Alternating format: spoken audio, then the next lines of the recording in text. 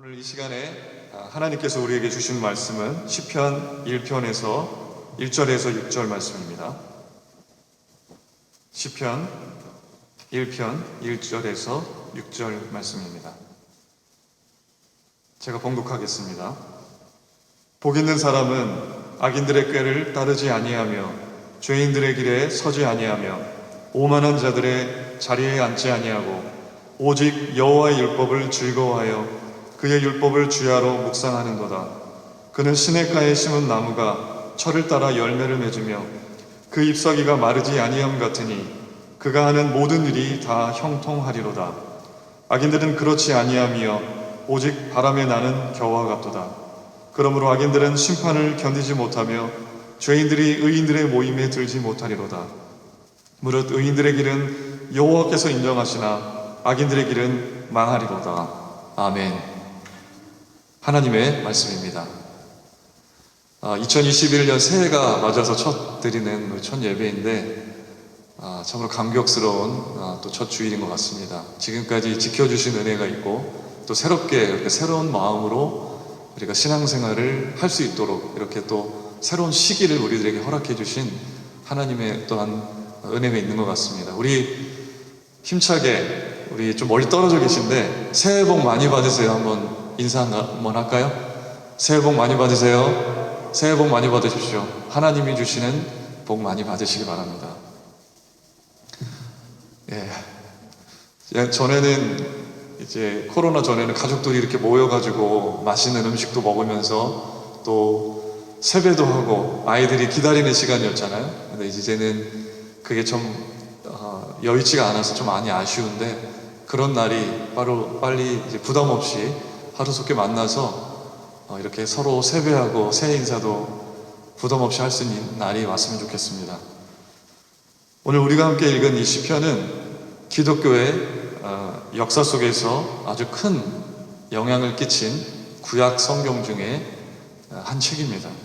기독교 역사에서 그 어떤 구역의 어떤 성경 한 책보다도 시편만큼 열렬히 많은 사람들에게 애독되고 또 인용되고 연구되어지는, 주석되어지는 그런 성경은 없었던 것 같습니다. 마르틴 루터는 비텐베르크에서 최초의 학문적 강의인 성서학 강좌를 열었을 때 가장 먼저 주제로 삼았던 것이 시편이라고 하죠. 그만큼 마르틴 루터가 성서학 강자로서 먼저 시작했던 것이 시편일 만큼 구약에서 시편이 차지하는 비중은 아주 크다고 할 수 있습니다. 시편은 성도들의 영적인 삶을 이끄는 그런 결정적인 역할을 교회 역사 속에서 많이 해왔고, 시편의 기도는 오늘날까지도 성도들이 하나님께 어떻게 기도해야 하는지를 보여주는 그런 모범 같은 역할을 하고 있습니다.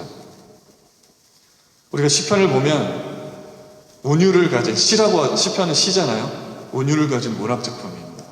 그런데 이게 히브리어로 쓰여진 이 운율이 들어가 있는 문학 작품이었던 이 시편이 우리나라 말로, 영어로, 또 여러 가지 다른 언어로 번역되면서 히브리 원어로 처음 쓰여졌던 시 자체가 가진 운율과 문학성이 많이 감소되고 희석되었어요.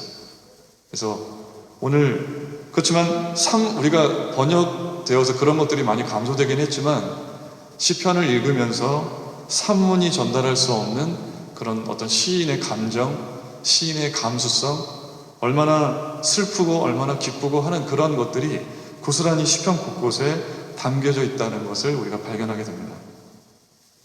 어떤 다른 성경보다 다양한 방식으로 시인과 하나님과의 관계를 어떤 지식적인 교리나 어떤 하나님에 대한 또는 신앙에 대한 하나의 명제로서 표현한 것이 아니라 자신이 지금까지 신앙생활을 해오면서 가졌던 체험과 경험을 통해서 신앙을 고백하고 찬양하고 기도하는 그것이 바로 시편이라고 하는 거죠. 그래서 때로는 하나님을 기쁘게 찬양하는 시편이 있는가 하면 고통과 고난 속에서 하나님께 도움을 요청하는 그런 통탄의 시가 있고 애통하고 간구하는 시가 또 이 시편 안에 담겨져 있습니다. 때로는 너무나도 우리가 많은 죄를 지었기 때문에 하나님 앞에 간절히 회개하면서 눈물을 흘리며 드리는 기도, 시도 이 안에 담겨져 있죠. 신앙의 깊이가 깊지 않을 때는 잘 눈에 들어오지 않고 이해되지 않다가도 인생의 우여곡절을 겪으면서 오랜 시간 하나님 신앙 속에서 살아온 삶의 경험이 있는 사람들에게 시편은 많은 동감을 불러일으키고 다른 어떤 성경보다도 나 자신의 신앙 고백처럼 우리의 눈을 사로잡는 그런 많은 구절들이 있습니다. 오늘 우리가 함께 읽은 시편 1편은 그러니까 이 시편도 사실 여러 곳에 있었을 거 아니에요. 산지에 있었는데 후대에 시편의 편집자가 누구인지 모르겠지만 1편부터 마지막 편까지 5권의 책으로 엮은 거거든요. 편집했다라는 거죠. 우리가 시중에 읽는 책 같은 경우도 편집자가 편집을 해서 책으로 내놓잖아요. 그냥 어떤 드래프트라고 하죠. 그냥 휘갈겨 써놓은 그런 내용을 그대로 책으로 출판해서 사람들 읽게 하는 게 아니라 여러 가지 다양한 편집의 과정을 거쳐서 편집자의 의도가 담겨지게끔 하는 것이 출판의 과정이라고 할 수 있죠. 이 시편도 마찬가지입니다. 이 시편의 편집자가 수많은 시 중에서도 1편을 가장 앞에 우리가 읽은 이 시편을 가장 앞에 놓은 이유가 있다는 거죠. 기도문이나 찬송시로 하나님께 기도하는 것이나 하나님을 찬양하는 찬송시로 시편의 1편을 시작하지 않고 시대와 지역을 초월해서 인간의 실존에서 가장 중요한 것이 무엇인지를 특별히 어떤 삶이 복된 삶인지 어떤 삶이 복되지 않은 삶인지를 보여주고자 이 시편 1편을 가장 중요하게 여기고 또 그것이 이 시편 전체를 대변한다고 여겨서 이 시편 1편을 이렇게 맨 앞에 두는 것이라는 것입니다. 히브리 원문으로 보면 시편 1편은 히브리어에도 알파벳처럼 순서가 있잖아요. 알레프, 탑으로 끝나거든요. 히브리어란 우리 영어 알파벳은 A로 시작해서 Z로 끝나듯이. 근데 이 시편 1절은 우리가 번역된 한글로 보면 눈치챌 수 없지만 히브리 원어를 보면 맨 첫 글자인 알레프, 마지막 글자인 탑으로 끝나요. 복되다라는 말로 시작해서 망하리로다로 끝나거든요. 인생의 시작과 끝, 또 인간이 추구할 수 있는 다양한 삶의 길이 있지만 신앙의 관점에서 보면 인생의 길이라는 것은 두 가지로 압축된다는 거예요. 복받는 삶의 길을 거둘 것인가, 망하는 악인의 삶을 걸을 것인가. 우리의 살아가는 모든 사람들의 삶을 보면 다양하거든요. 그러나 하나님의 눈의 관점에서 봤을 때 두 가지로 판명이 분명히 드러난다는 거예요. 시편에서 말하는 악인은 우리가 이 단어가 표면적으로 우리들에게 말해주는 것처럼 어떤 큰 악한 마음을 품고 어떤 정말로 사악한 일을 저지르는 사람을 말하는 게 아니에요. 악인은. 시편에서 말하는 악인은 물론 그런 것도 포함될 수 있지만 보다 근원적인 의미는 인생의 밑바탕에 하나님을 인정하는 믿음이 없고 하나님을 부정하는, 그래서 하나님의 뜻을 쫓아서 살아가는 것에 관심하기보다는 자신의 뜻만을 쫓아서 살아가는 사람을 악인이라고 말하고 있어요. 그래서 오늘 본문에서 의인과 악인을 나타내는 가장 큰 두 가지 비유가 나오죠. 첫 번째는 의인을 비유하기를 시냇가에 심은 나무, 악인을 비유하기를 바람에 나는 겨로 비유하고 있습니다. 이 시냇가에 심은 나무는 오늘 본문에서 말하는 것처럼 철을 따라 열매를 맺고 그 잎사귀가 마르지 아니함 같으니 그가 하는 모든 일이 다 형통하리로다, 이렇게 되어 있습니다. 예레미야를 보면 비슷한 말씀이 있어요. 예레미야 17장 7절과 8절에 보면 여호와를 의지하며 여호와를 의뢰하는 사람은 마치 물가에 심어진 나무와 같이 그 뿌리를 강변에 뻗치고 그래서 더위가 올지라도 두려워하지 않고 그 잎이 청정하며 가무는 해에도 걱정이 없고 결실이 그치지 아니한다라고 말씀하고 있어요. 시냇가에 심겨진 나무, 강변에 물가에 심겨진 나무는 어떤 가뭄이 와도 더위가 와도 추위가 와도 걱정하지 않는데요. 그 깊숙이 물가에 뿌리를 내리고 있기 때문에 그 물가를 통해서 그 물을 공급받고 있기 때문에. 그러나 물가가 아니라 물이 없는 마른 땅에 뿌리를 내리는 나무는 가뭄이 오거나 심한 더위가 올 때 시들고 말라버리고 결국 죽음에 이르게 된다는 거죠. 저희 학교에 정말 우리 정정 집사님하고 은영 집사님 오셔서 아시겠지만 나무가 되게 오래된 나무가 되게 많아요. 근데 보면 여름에 봄에 나뭇잎을 틔우는 나무가 있는가 하면 그렇지 않은 나무도 있거든요. 그러니까 죽은 나무가 분명히 있어요. 뿌리를 깊게 내린 나무는 나뭇잎을 내고 건강하게 자라지만 뿌리가 얕아서 죽어버린 나무는 잎을 피울 수가 없죠.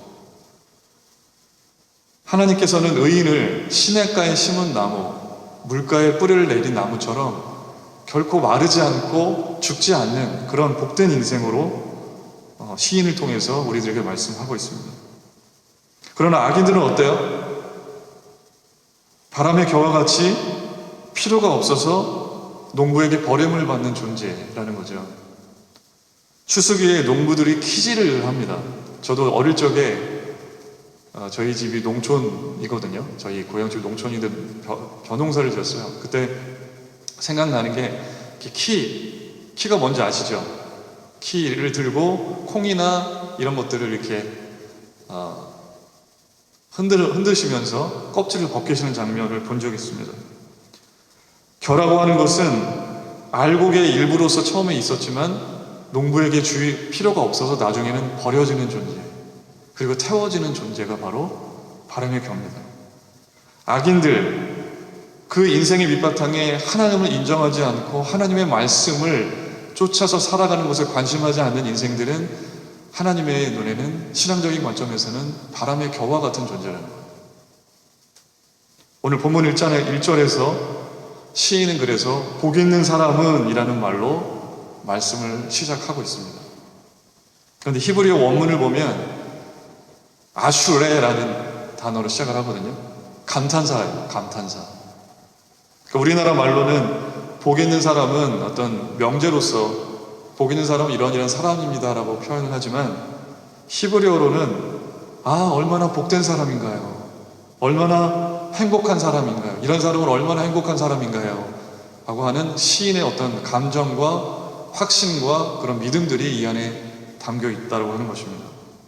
시인은 이 복이 있는 사람, 인생에서 행복한 사람, 이 복이라고 하는 거는 아까도 히브리 원어를 보면 blessedness라는 뜻도 있고 우리가 통상 말하는 복이라는 뜻도 있지만 happiness라는 뜻도 담겨져 있어요. 그러니까 복이 있는 사람은 복을 받은 사람이기도 하지만 행복한 사람을 의미하는 말이기도 합니다.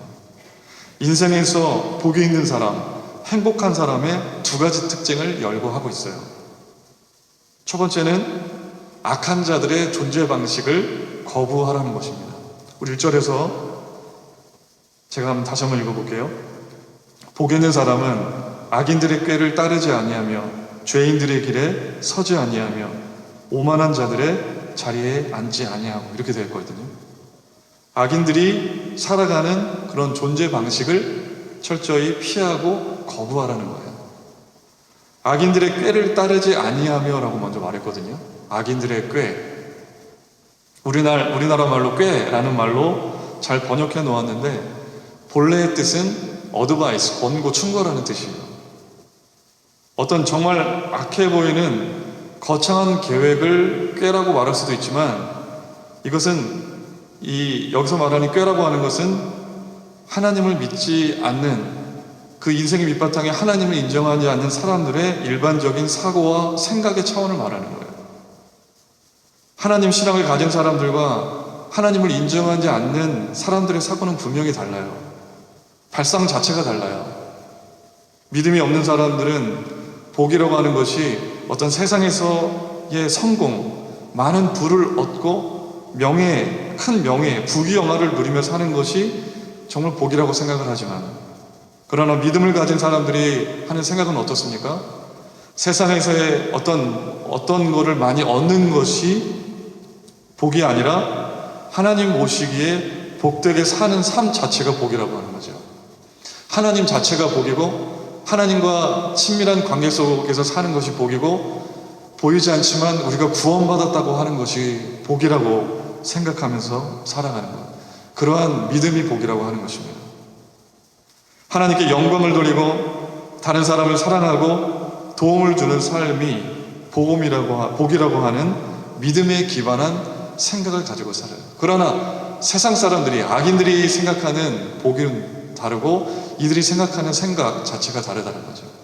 그래서 믿는 이들은 세상의 사람들, 하나님 신앙을 밑바탕으로 하지 않는 사람들의 생각을 쫓으면서 살아가서는 안 된다는 거죠. 두 번째로, 악인의 존재 방식을 거부하는 것은 죄인들의 길에 서지 않는다는 것입니다. 길이라고 하는 것은 우리가 실제로 차를 타고 다니면서 걷는 그 도로를 말하는 게 아니죠. 차도를 말하는 게 아니죠. 삶의 행동 방식을 말합니다. 삶의 방식을 말합니다. 죄인들이 행하는 삶의 방식을 쫓지 말고 살아가는 것입니다. 그런 차원에서 예수님께서는 이런 말씀도 하셨습니다. 두 가지 길을 말씀하시면서 사람들이 많이 다니는 길은 넓은 길을 가지 말고 좁은 길로 걸어가라고 말씀을 하셨죠. 사람들이 당연하게 여기는 삶의 방식이 하나님의 뜻과 전혀 맞지 않을 때 그것을 사람들이 많이 걷는다고 이것쯤은 괜찮아라고 생각하면서 그 길을 걷지 말라는 거예요.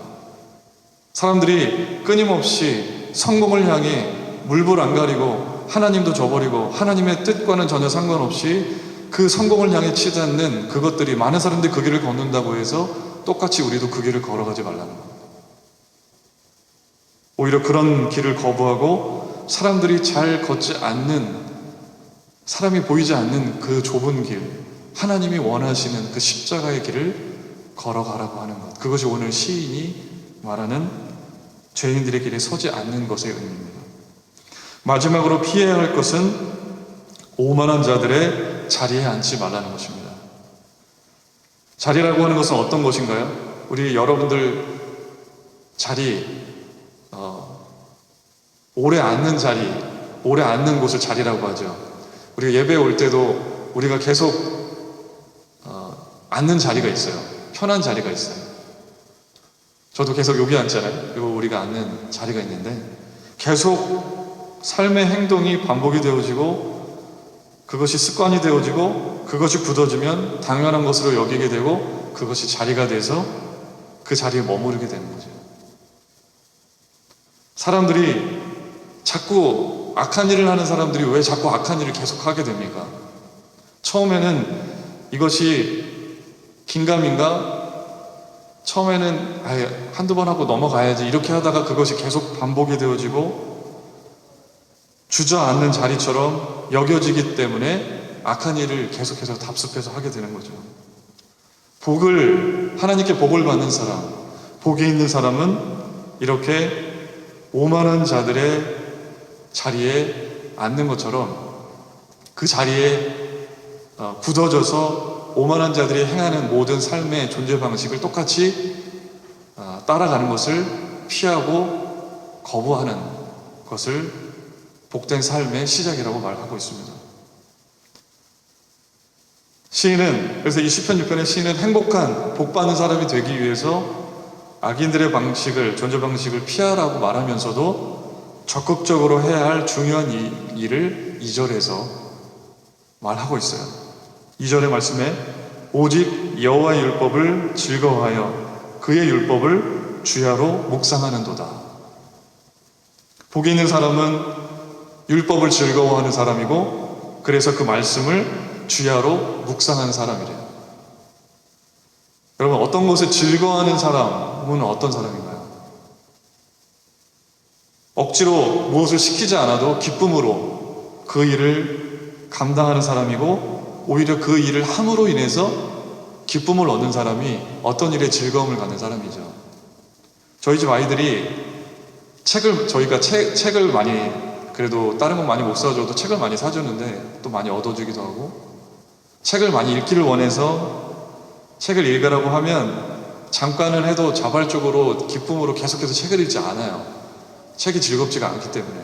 근데 첫째 아이는 그림 그리는 걸 되게 좋아해요. 그래서 시키지 않아도 그림 종이 달라고 해서 자기가 이렇게 그려가지고 엄마 아빠한테 보여주고 엄마 아빠가 아유 잘 그렸네 그러면 그것을 되게 기뻐하거든요. 보람되게 여기고.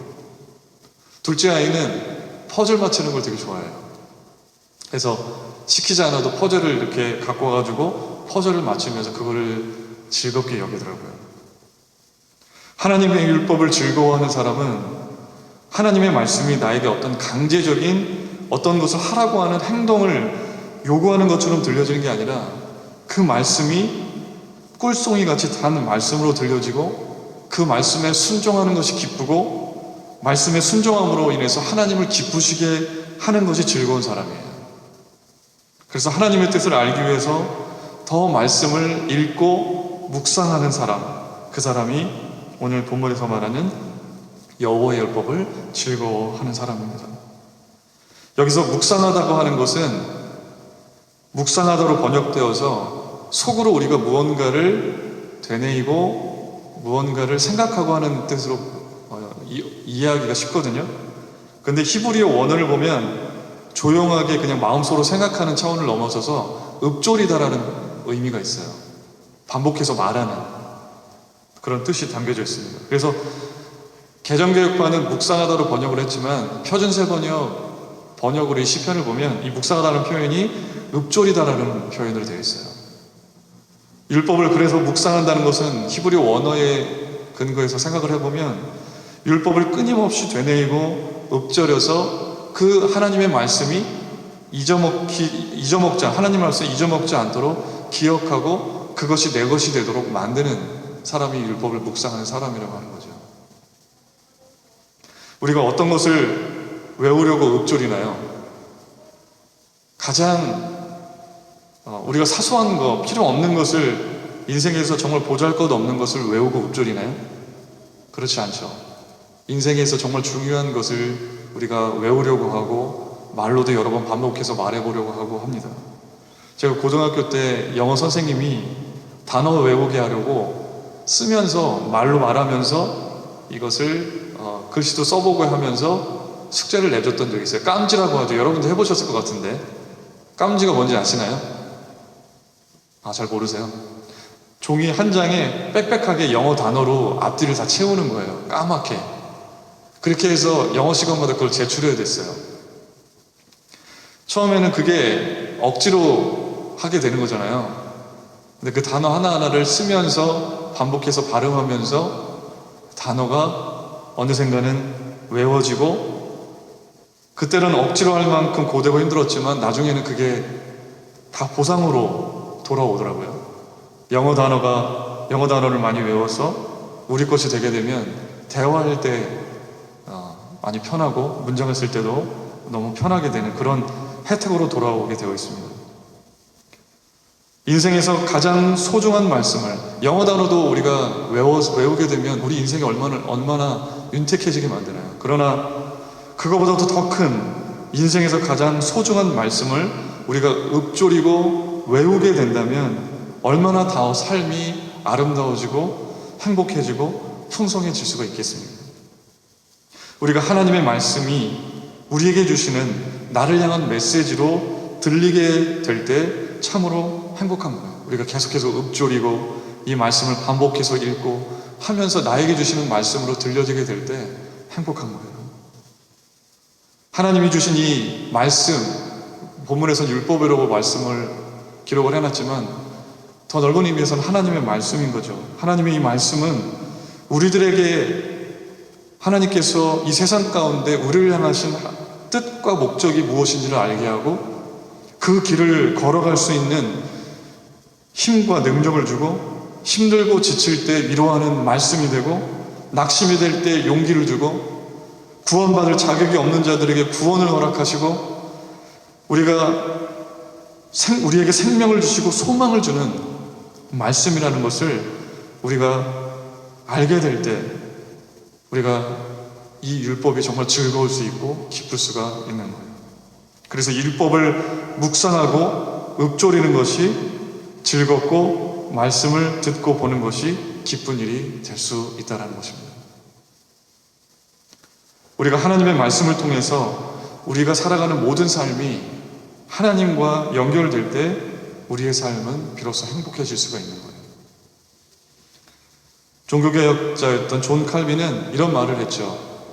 하나님과 함께하면 우리가 하는 모든 일이 형통하고 잘 풀리지만 하나님을 떠난 우리의 모든 삶은 헛된 것뿐이라고 말했어요.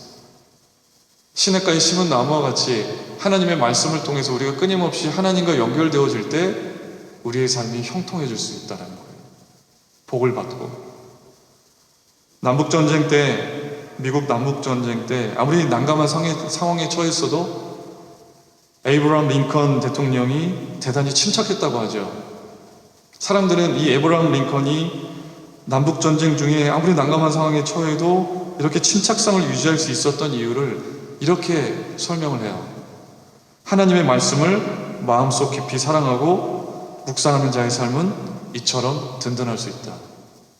하나님의 말씀이 우리들 안에 깊숙이 자리 잡고 있으면 흔들리지 않는다라는 거죠. 미국의 3대 대통령 토머스 제퍼슨은 하나님의 말씀은 내가 처한 공경에서 빛과 힘을 주신다라고 말했어요. 유대인 정신과 의사이자 심리학자였던 빅터 프랭클이라는 분이 있어요. 죽음의 수용소 앞에서라는 제목이 정확히 그건지 죽음의 수용소에서였나요? 그런 책을 쓴 분이 있습니다. 2차 세계대전 때 유대인 강제 수용소 중에 어떤 아우슈비츠 수용소에 끌려가게 됐어요. 여러분도 아시다시피 아우슈비츠 수용소는 많은 수용소 중에서도 가장 악명이 높았던 수용소였어요. 빅터 프랭클이 자신뿐만 아니라 부모님, 아내, 형제, 친구들 모두 수용소에 갇히게 됐어요. 그런데 자신의 부모님과 자신의 친구들, 형제들은 가스실이나 굶주림으로 질병으로 죽었지만 빅터 프랭클은 전쟁이 끝나서 아우슈비츠 수용소에서 살아나오게 됩니다. 가스실, 화장장, 사륙과 고문 이런 수용소에서 빅터 프랭클을 살아나올 수 있게 만든 것은 그의 책에서 고백하기를 하나의 성경 구절이었어요. 빅터 프랭클이 수용소에 들어왔을 때 누군가 있다가 자신에게 넉마같이 넘겨진 그 죄수복 저고리 윗 주머니에 하나의 히브리서 기도문에서 찢어낸 한 장의 기도문을 그가 발견했는데 그 안에 쉐마 이스라엘 신명기 6장 5절 말씀 너는 마음을 다하고 뜻을 다하고 힘을 다하여 내 하나님 여호와를 사랑하라. 그 한 구절의 말씀이 이 빅터 프랭클을 소망 있게 만들었어요. 그리고 살아야겠다고 생각하게 만들고 자신의 존엄성을 잃지 않으려고 노력을 했다고 하죠. 그래서 마실 물조차 없는 상황에서 내 존엄성을 지키기 위해 자신의 존엄성을 지키기 위해 매일같이 면도도 하고 항상 청결하게 하려고 노력을 했대요. 그렇게 자기 관리를 함으로 인해서 의도하진 않았지만 다른 유대인들이 병들고 수척해하기 때문에 가스실로 붙들려 가서 죽음을 당했지만 자신은 건강해 보였기 때문에 수용소에 가스실로 끌려가지 않고 끝까지 살아남을 수 있게 되었다고 하는 거죠. 제가 저희 부모님을 정말 좋아하고 부모님이 너무나도 자랑스러운 존경하는 그런 부분이 많이 있습니다. 그런데 부모님 소개할 때 안타까운 부분이 있어요.